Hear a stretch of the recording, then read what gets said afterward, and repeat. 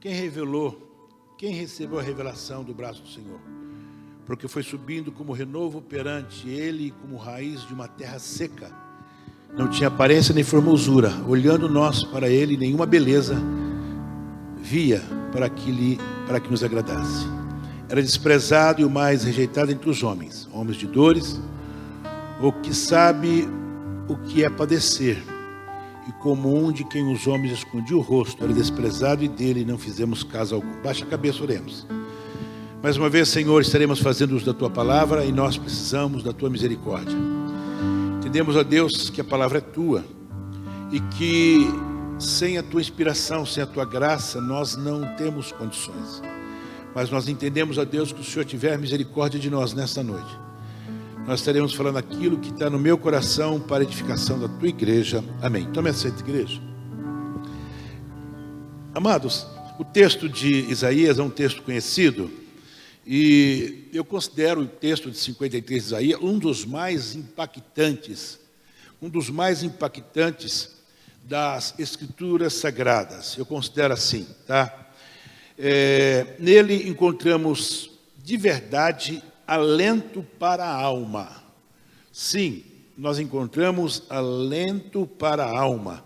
Nós encontramos devoção para o Espírito e esperança para tempos difíceis, principalmente nesse texto de 53 do livro de Isaías. Só para os irmãos terem uma ideia, esse livro ele foi escrito 740 a 680 antes de Jesus nascer. Então, é um negócio de você pensar, mas peraí, como é que é o negócio? Sim, ele foi escrito, mas quando você lê o capítulo 53, parece que Isaías estava ali diante da cruz, parece que ele estava passeando em Jerusalém e vendo Jesus sendo açoitado pelas ruas, pela Jerusalém Velha, não é? Parece que ele estava ali vendo tudo. A profecia deste profeta, ela mistura de verdade sofrimento e esperança, como nós acabamos de cantar com este hino, não é? Isaías, ele é considerado o profeta messiânico, porque foi o profeta que praticamente mais falou de Jesus. O livro de Isaías é um dos livros mais grosso que existe, né? As profecias de Isaías junto com Jeremias, e ele foi usado por Deus para falar muito sobre um Cristo que eles não tinham a mínima noção de quem era esse cara. Eles sabiam que havia uma promessa pelos profetas, havia uma promessa feita por Abraão, uma promessa feita por Moisés, usado por Deus, que queria um dia resgatar o povo. Mas eles não tinham noção de como seria isto. Na verdade, tinham sim. A noção que eles tinham é de um cara que vinha com uma espada e chegava lá cheio de poder e acabaria com todos os inimigos. Porque desde o dia, né, que Josué, ele passa o rio, que ele toma a cidade de Jericó, as demais cidades, e ele se estabelece na terra prometida. Daquele dia em diante, Israel nunca mais teve paz.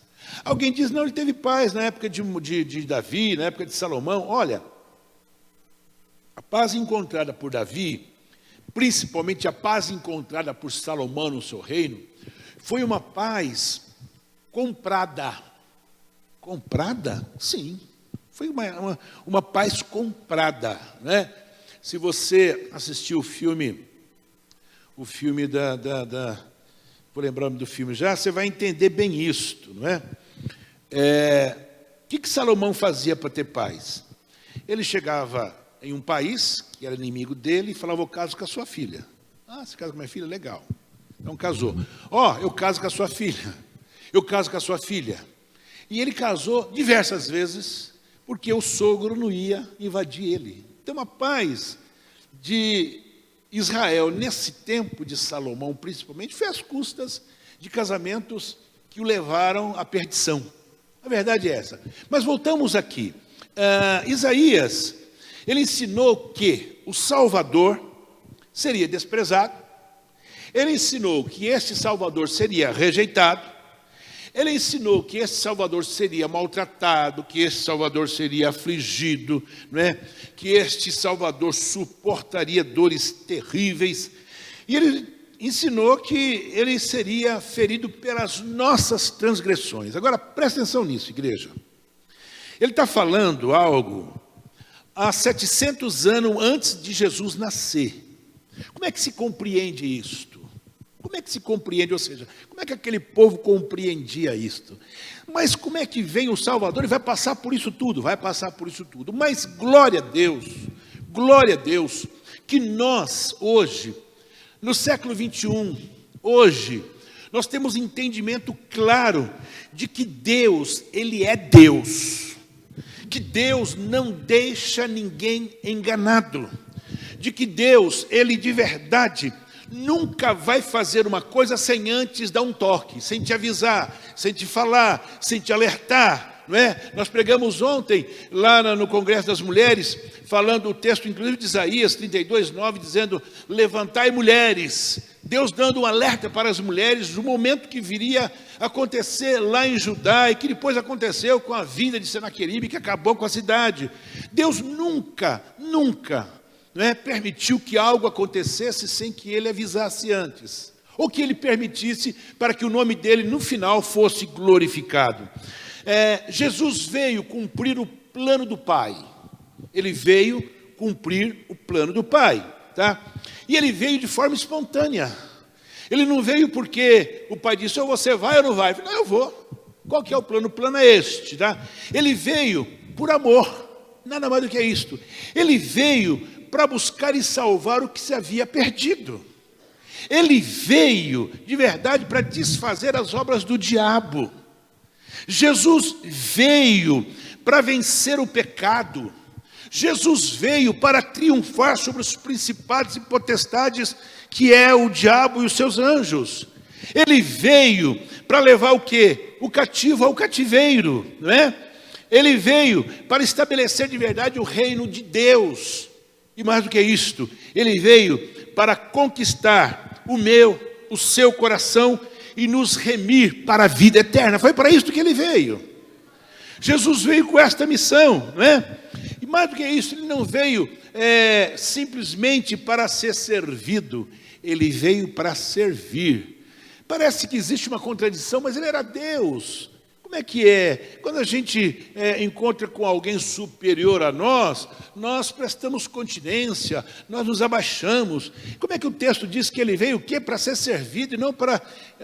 veio para servir e não para ser servido, ou seja, ele veio se doar, né? Não veio para ser aplaudido por multidões, não. Mas para o quê? Para ser desprezado. Parece haver dificuldades em entender isto. Se naquela época tinha dificuldade, nos dias de hoje ainda existem pessoas. Por quê? Preste atenção numa coisa que você precisa entender.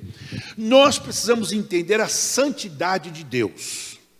Para você entender 53 de Isaías, você precisa entender a santidade de Deus. Se você não entender a santidade de Deus, vai ficar igual um louco, que eu acho que eu falei essa semana aqui, que eu vi na internet, que ele disse que ele era cristão e agora ele está se tornando judeu, né? E ele estava lá com um rabino, e os dois falando que é inadmissível, como é que um Deus, esse Deus dos cristãos, ele pega um filho e morre em favor de muitos. Isso é absurdo. Onde que um pai faz isso? Esse Deus dos cristãos não existe. O verdadeiro Deus é o Deus dos judeus, que é misericordioso, né? Mas isso foi uma gravação que foi feita acho que há 3 anos atrás, e eu vi por um acaso, e eu fiquei vendo aquilo e disse, olha, que absurdo, ninguém que não entenda a santidade de Deus vai entender capítulo 53 do livro de Isaías. Por quê? Porque o Deus que você serve é santo. Ele nos fez santo. Ele fez o homem santo. Ele fez a mulher santa. Nós estávamos aqui antes do pecado para sermos santos. Vivemos como o próprio Deus, ao ponto do texto dizer que ele nos fez a imagem e semelhança dele. Presta atenção nesta frase. Deus fez o homem a imagem e semelhança dele, ou seja, santidade dele. Mas o homem pecou. O homem errou. O homem cometeu o pecado. O homem cometendo o pecado, a partir do momento que ele cometeu o pecado, ele assina a sua lei de morte. Porque a Bíblia diz que o salário do pecado é a morte. Então, a partir de então, o homem está perdido. Agora veja só. Jesus vai para uma cruz, e esta cruz, ela tem um significado tremendo para nós. Tremendo para nós. A cruz vazia.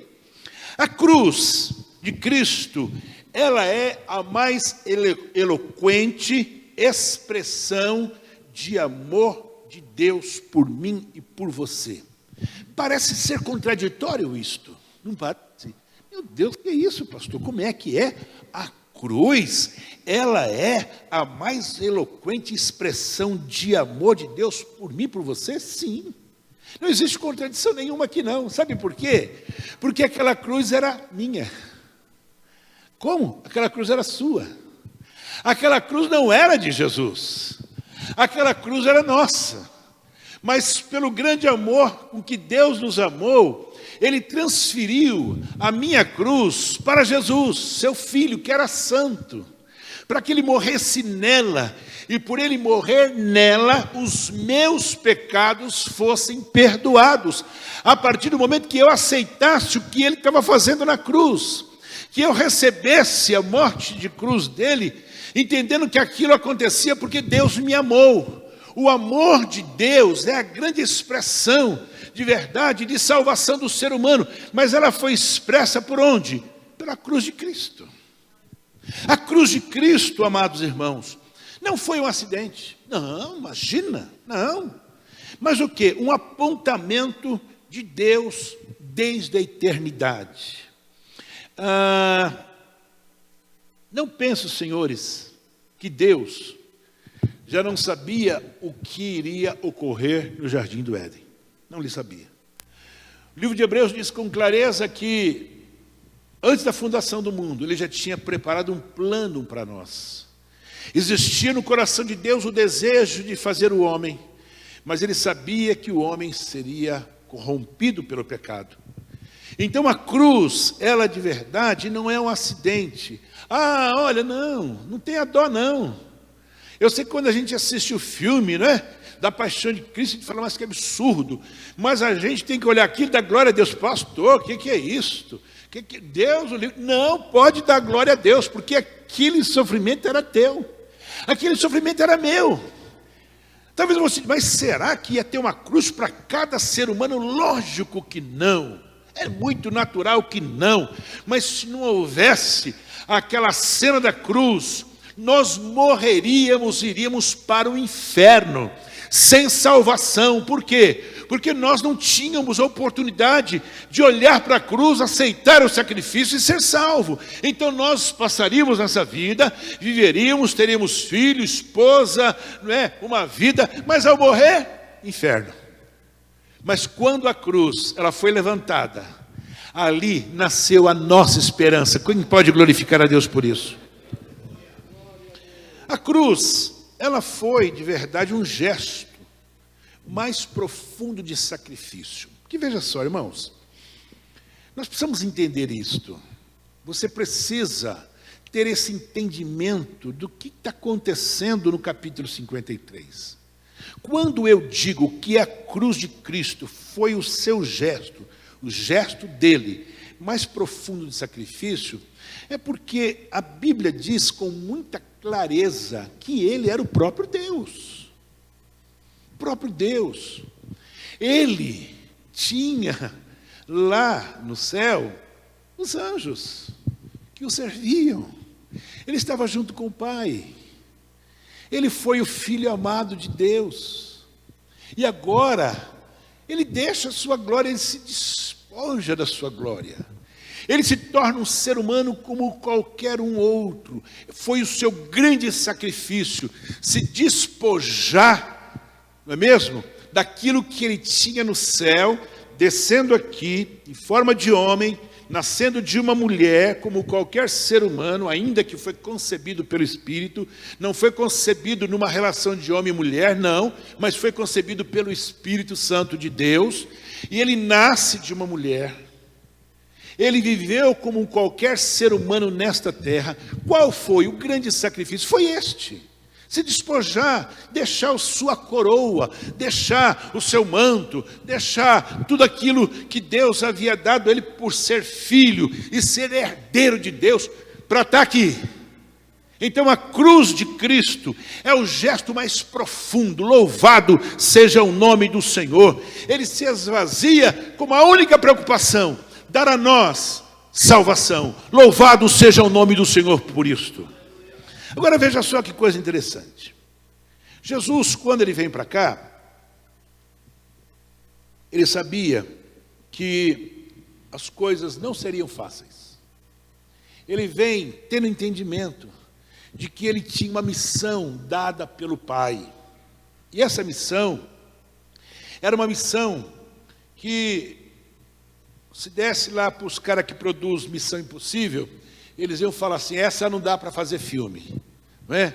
Não tem condições de fazer um filme de Missão Impossível com esta cena do capítulo 53 do livro de Isaías. É simples, veja só.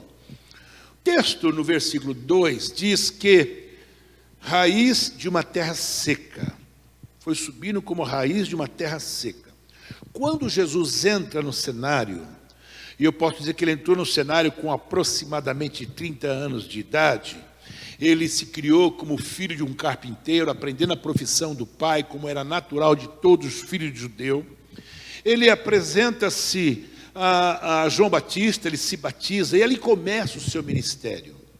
Agora, o que eu preciso ter um entendimento, e que esse entendimento serve para nós nos dias de hoje, é que o texto fala de uma raiz de uma terra seca. O que significa isto? Porque foi subindo como renovo perante ele, como raiz de uma terra seca. Muito bem, o que significa isso? Durante 400 anos, e nós falamos sobre isso alguns dias atrás, Deus deixou de falar com o seu povo. Há 400 anos não se ouviu profecia. Nesses 400 anos, Deus não se revelou.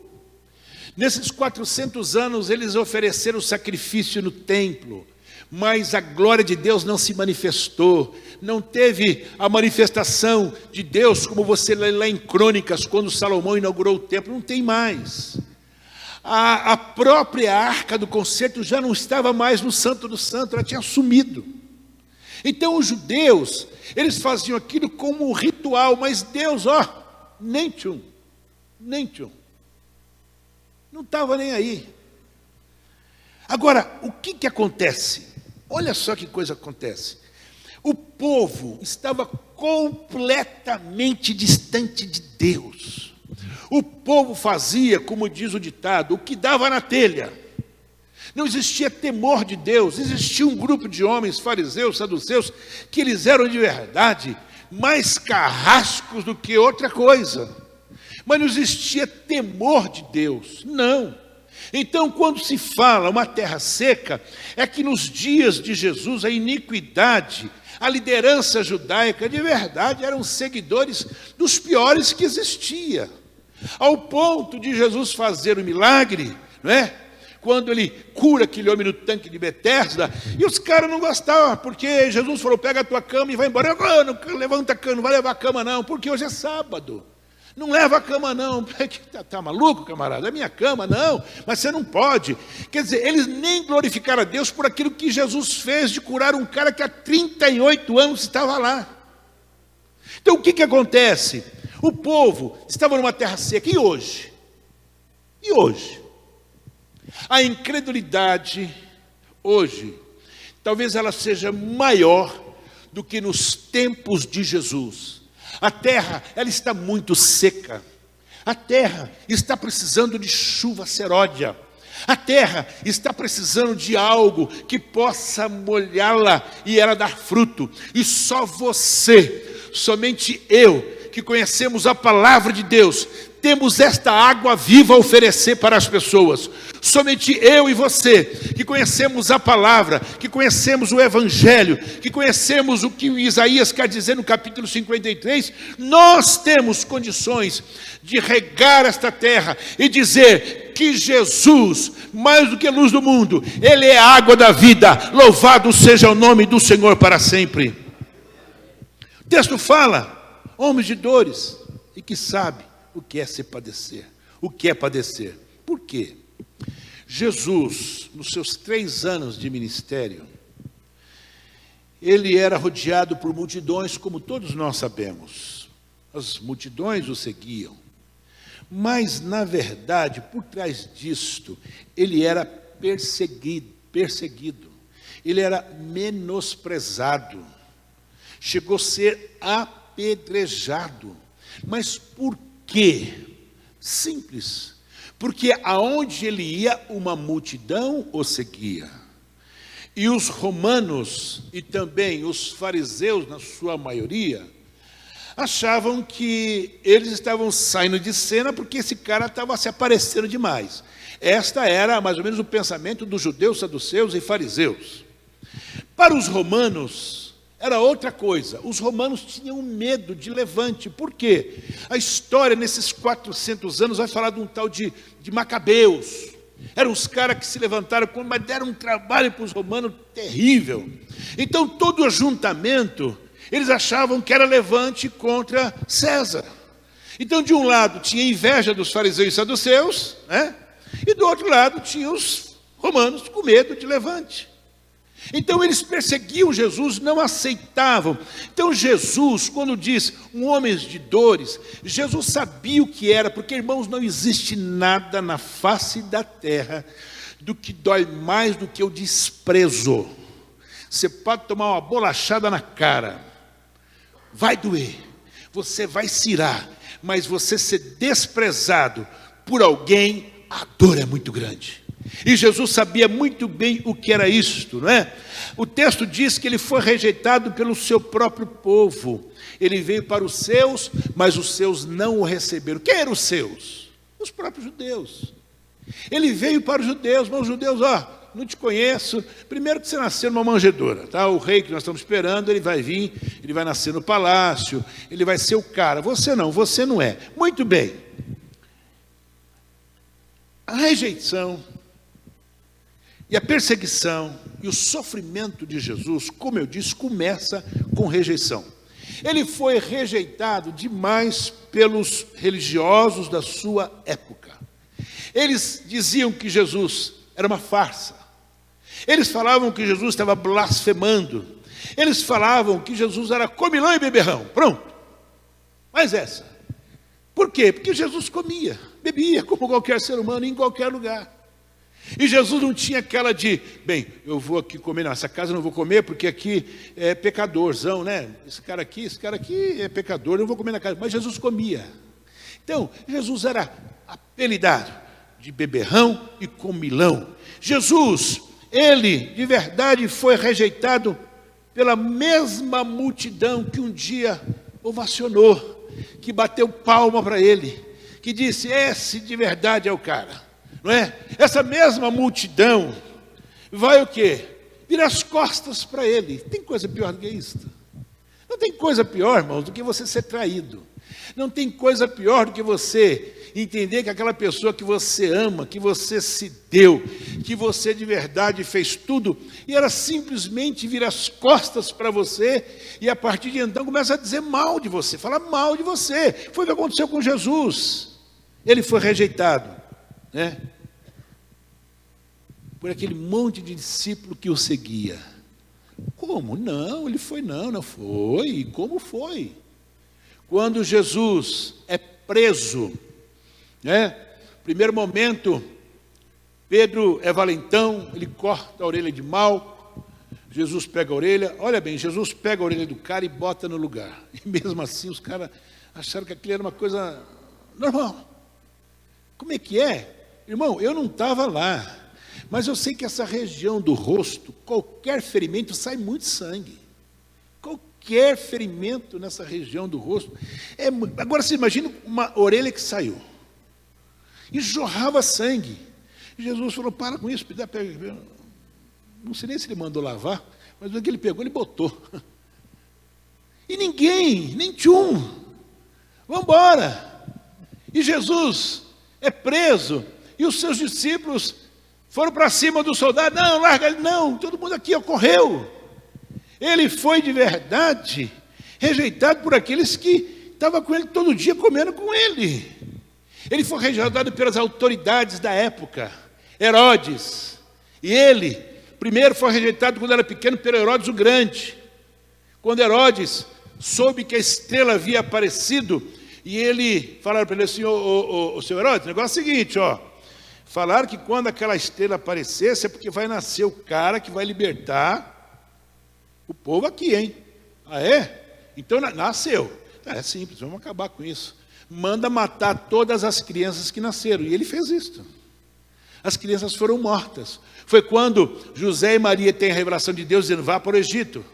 E eles vão para o Egito até que Herodes o Grande morresse. Quando ele morre, Jesus volta para ser criado e depois começar o seu ministério. Então, ele foi abandonado pelas autoridades. Herodes, que já não era o grande, mas era o outro Herodes, por Pilatos, por toda a autoridade. Ele foi rejeitado, né? Pelo próprio Deus. Como é que é? Pelo próprio Deus. Deus o rejeitou. Mas não, absurdo. Não, aí não pode. Deus rejeitou. Por que Deus rejeitou? Você precisa entender 53 de Isaías. Por que ele foi rejeitado? Pelo próprio Deus. Mas não pode, era pai. Mas a Bíblia diz que ele foi rejeitado pelo próprio Deus. Sabe por quê? Porque ele se fez pecado.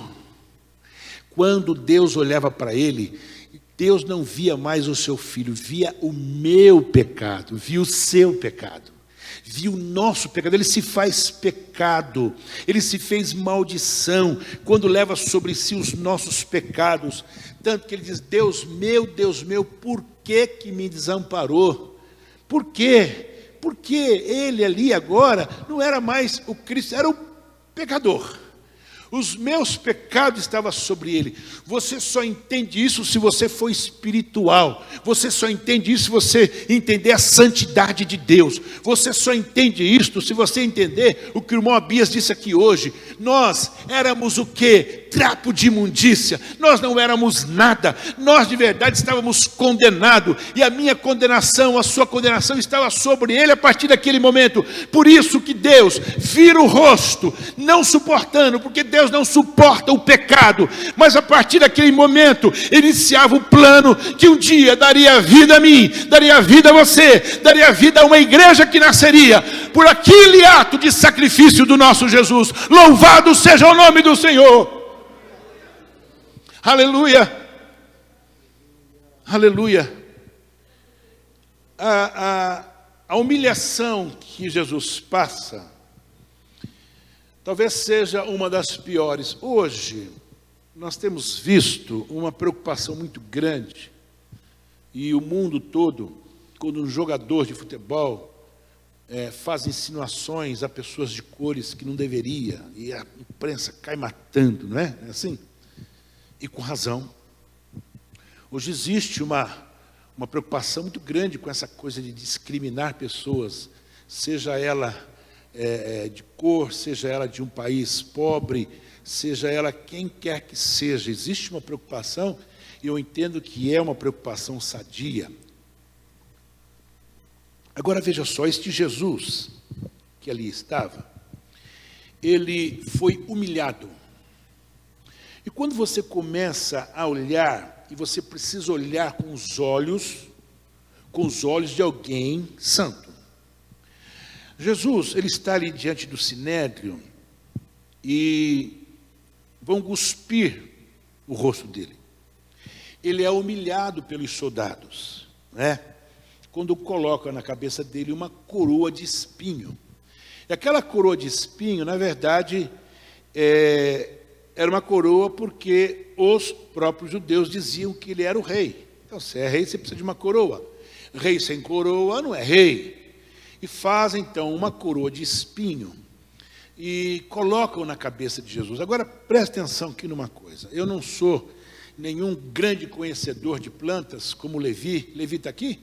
Levi está ali. Levi e a sua esposa, que são ótimos jardineiros. Se precisa de jardineiro, procura o Levi. Ótimo jardineiro. Mas talvez o Levi saiba melhor do que eu sobre as qualidades de espinhos que existem. Os espinhos que foram usados na coroa feita, não era aquele espinho daquela plantinha que você tem na sua casa, ou daquela florzinha, não é não. Eram espinhos enormes, que tinha quase, podemos dizer, não vou dizer meio metro, mas talvez um terço de 1 metro. Era um espinho enorme. Há algum tempo atrás eu até sabia dizer que planta que era, mas eu me esqueci, eu procurei hoje e não achei. Mas era um espinho, de verdade, como se fosse um prego. Imagina, o tamanho de um prego, um prego desse tamanho. E eles fazem uma coroa e colocam na cabeça de Jesus. Mas se eles tivessem só colocado, estava fácil. Mas eles colocam e apertam. E aqueles cravos, eles entram na cabeça de Jesus. E como eu disse há pouco, esta região nossa, qualquer ferimento é muito sangue. Agora vocês imaginam o rosto de Jesus, a humilhação que Jesus está passando de receber uma coroa de espinhos, seu rosto fica lavado de sangue. E como nós já aprendemos, Jesus era um ser humano como você, tinha dores, sentimentos. Não pensem, senhores, que Jesus era super-homem, não. As mesmas dores que você tem, ele tinha. Você já bateu com um martelo no seu dedo alguma vez? Já, né? Eu já. Já prendeu o dedo na porta? Já, né? Pois é. Que dor terrível.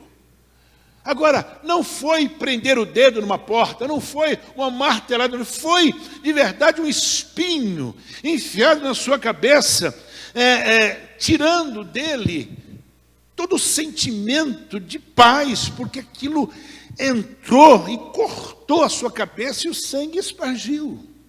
Tem coisa pior que isto. E os soldados dizendo: você não é o rei, você é o rei dos judeus. E ele está andando ali agora pelas ruas de Jerusalém, sendo de verdade açoitado e menosprezado. Irmão, quando Jesus ele foi pregado na cruz, toda a maldade do nosso pecado estava sobre ele. Toda a feiura das nossas iniquidades estava sobre ele. Toda mentira, todo crime, todo adultério, toda desonra, não é? Toda impureza, toda coisa nojenta que nós tínhamos estava sobre ele. Seu rosto foi transfigurado. Sim, transfigurado. Ele foi feito pecado. Ele foi feito maldição. Naquela hora, não havia beleza nenhuma nele. Não, de jeito algum. Ele estava carregando no seu corpo o quê? Todos os nossos pecados, todas as nossas mazelas, toda a nossa sujeira e desgraça que estava sobre nós, estava sobre ele. Jesus foi menosprezado, Jesus foi humilhado, simplesmente porque tudo que não prestava, que eu tinha, estava sobre ele. E louvado seja o nome do Senhor por isso, porque aquela situação era minha, mas ele nos livrou para a glória de Deus o Pai. Jesus, ao ser erguido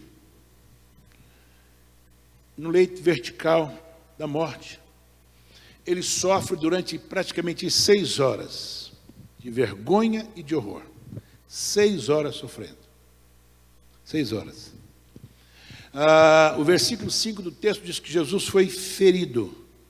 Ferimentos de acordo, né? Com uma análise de um certo médico dizendo que as feridas que Jesus levou, dificilmente qualquer ser humano suportaria. Aí você fala assim, espera um pouquinho, mas tinha 2 caras com ele. Tinha. Olha os relatos bíblicos e vê se os 2 ladrões sofreram o que Jesus sofreu. Não. Os 2 ladrões não tiveram coroa. Os 2 ladrões não foram açoitados. Os 2 ladrões nos tiveram que ir diante das autoridades para ser julgado. Não. De jeito nenhum. Os dois ladrões levaram sim a cruz. Levaram sim. Somente a cruz. Mas Jesus não. Sabe por quê?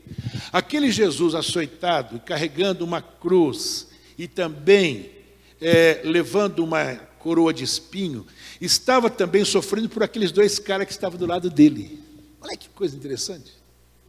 Jesus está ali, dois homens malfeitores, e se você ler o relato dos romanos, morte de cruz, não pense os senhores que morte de cruz só foi naquele dia, tá?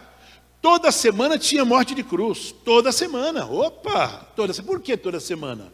Porque para malfeitor, para quem que se levantasse contra Roma, era morte de cruz, e acabou. Então toda semana tinha esse espetáculo horrendo lá, morte de cruz.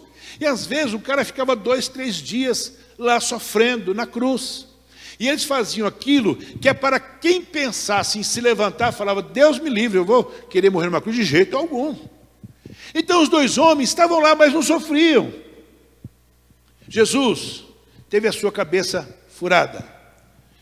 Jesus teve as suas mãos, os seus pés perfurados. Jesus teve um corte do lado com uma lança. Jesus pediu água e deram vinagre. Vocês imaginam que sofrimento?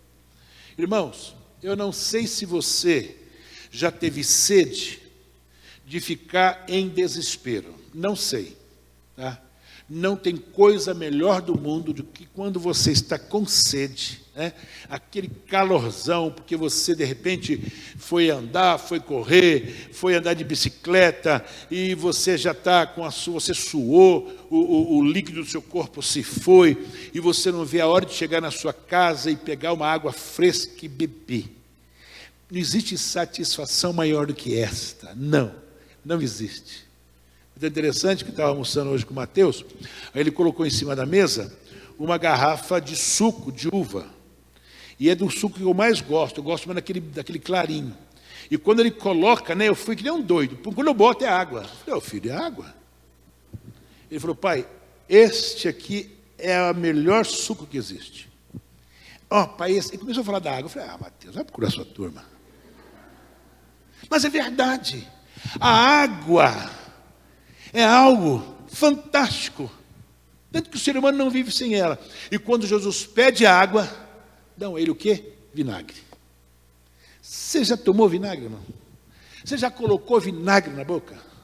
O Dinda uma vez mandou fazer um negócio, eu tive que tomar vinagre. Né, Dinda? Dinda é santa, foram culpados disso. Gente, não tem coisa pior do que vinagre. E eu tomei misturado com água. Um horror. Agora deram o vinagre puro para o teu Jesus. Aquele vinagre era teu. Você pensou nisso? Aquelas dores eram minha. Aquelas dores eram nossa. Aquele sofrimento era nosso. Tá? A Bíblia diz no versículo 5, 6 e 8 que Jesus levou sobre si os nossos pecados. Quem matou Jesus não foram os açoites, nem os soldados, nem a cruz. Quem matou Jesus? Você tem coragem de falar? Quem foi? Diga assim, fomos nós. Diga comigo, fomos nós. Fomos nós que matamos Jesus. Se você não crê nisso, se você não tiver esse entendimento, você não é salvo. Você não conhece o plano da salvação. Você não tem nem noção do que você está fazendo aqui. Os seus pecados, as suas maldições, tudo aquilo que você tinha, que Deus repudiava, estava sobre ele. Então a morte de Jesus, quem causou fomos nós. Louvado seja o nome do Senhor, que ele quis levar sobre si os meus e os seus pecados. E hoje eu posso dizer sem titubear, que o meu nome, que o seu nome está escrito no livro da vida, que existe salvação e vida eterna. Por quê? Porque a cruz, ela foi levantada com um santo, e este santo levou sobre si os nossos pecados. Louvado seja o nome do Senhor para sempre. Oh, irmãos, tenha entendimento sobre isto. Ali, ele sentiu o próprio desamparo do próprio Deus. Ali, Deus julgou o nosso pecado na carne do seu próprio Filho. Ali, Deus condenou a nossa condenação. Presta atenção nessa expressão. Ali, Deus condenou a nossa condenação no corpo do seu Filho. Ali, Deus derramou a sua ira, que devia cair sobre nós. Sobre quem? Sobre o seu Filho. Ali, Deus satisfez a sua justiça, violada por nós, na morte do seu Filho. Você tem esse entendimento? Você entendeu por que eu preciso, por que nós precisamos dar valor à morte de Jesus? Cristo morreu pelos nossos pecados. Sua morte foi vicária, ou seja, o que é vicária? Substitutiva. Vicária significa que nós fomos substituídos por quem? Por alguém. E quem é este alguém? Jesus. Ele tomou o nosso lugar. Louvado seja o nome do Senhor. Ele bebeu o cálice amargo para que nós pudéssemos beber a água da vida. Por isso que ele disse para a mulher lá no poço: mulher, se tu soubesse quem te fala, e a água que eu tenho, você ia querer. A mulher não entendeu absolutamente nada. Primeiro que Jesus não tinha corda, Jesus não tinha balde, Jesus não tinha nada. Como é que você vai? Que água? Você não tem nada disso para ver. Só que eu tenho uma água aqui, que essa água, quem beber dela, nunca mais vai ter sede. A mulher, natural que ela não tinha entendimento naquele momento. Não estou entendendo. Mas quando Jesus se revela a ela e começa a contar a vida dela, ela viu que aquele camarada ali não era qualquer um, aquele camarada lá era outro. Aquele camarada ali, ele era profeta. E ela sai gritando na cidade, dizendo: lá tem um profeta. Porque ele oferece a ela a água da vida, a água que não dá mais a oportunidade do ser humano ter sede. Mas que sede é esta? Sede de justiça. Sede de ver os seus pecados serem perdoados. É a partir do momento que isto ocorre, nós não temos mais preocupação, porque os meus pecados, os seus pecados, foram levados na cruz do Calvário. E hoje eu estou livre para a glória de Deus o Pai. Louvado seja o nome do Senhor.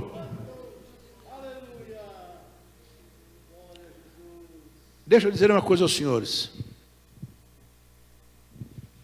Qual foi a reação dele? Isso é interessante dizer. Você pode pegar na Bíblia, olha no texto depois, ou pega um filme, e vê se em algum momento você vê Jesus reclamando. Vê se em algum momento você vê Jesus retrucando no sentido de querer se autodefender. O que Jesus fala é quando ele está diante das autoridades, os caras começam a fazer umas perguntas meio idiota para ele, né? Ele fica quieto e depois ele dá uma resposta mais falando de quem ele era. Mas você não vê ele falando: ô gente, poxa vida, o que vocês estão querendo fazer comigo? Pô, sou gente boa. Pô, vocês não viram lá? O cara era endemoniado, dava um maior trabalho para vocês. E eu fui lá e pum, o cara ficou bonzinho. Pô, você não viu? O cara lá que estava com os pés todo lascado, depois de 38 anos eu fui lá e curei. Vocês não viram? Aquela mulher que tinha uma vida fácil, mas você não viu? Você não viu? E a Bíblia diz que se fosse escrever todos os milagres, não haveria livro que coubesse. Eu sei que para você entender isso, você falou: pastor, o que é isso? Mas imagina a época que era. Quantos livros tinha na época? Você está entendendo? Então, muitos dos milagres de Jesus não foram colocados aqui. Foram colocados alguns. Jesus podia dizer para eles: vocês viram aquele camarada lá que vivia metendo a mão em vocês? Pô, o cara hoje é gente boa. Falou que se estivesse devendo ia pagar 4 vezes mais. O cara agora ficou gente boa. Está vendo o Mateus também, que era republicano? Gente boa. Não! Qual foi a reação de Jesus? Ele foi como um cordeiro mudo que vai ao matadouro. Eu nunca criei ovelha. Eu já conversei com alguém que criou ovelha. E eles falam para mim que a ovelha está sendo morta e ela não grita. Não, de jeito nenhum. ela vai para ser morta, ela não grita. Jesus fez a mesma coisa. Jesus, ele intercedeu pelos seus algozes. Ele intercedeu por aqueles que queriam matá-lo. Olha que coisa. Pai, perdoa-os porque não sabem o que fazem. Aí você tem entendimento disso? Preste atenção para você entender o plano de Deus no capítulo 53. Pai, perdoa-os porque não sabe o que faz. Como que não sabe? O soldado não sabia que ele tinha enfiado uma lança do lado de Jesus? Os soldados, eles não sabiam que eles fizeram uma coroa especificamente para quê? Como é que eles não sabem o que estão fazendo? Você entende isso? Para entender isso, precisa ser espiritual. Se você não for espiritual, você não vai entender. Você vai xingar os soldados. Você vai falar, esses caras não...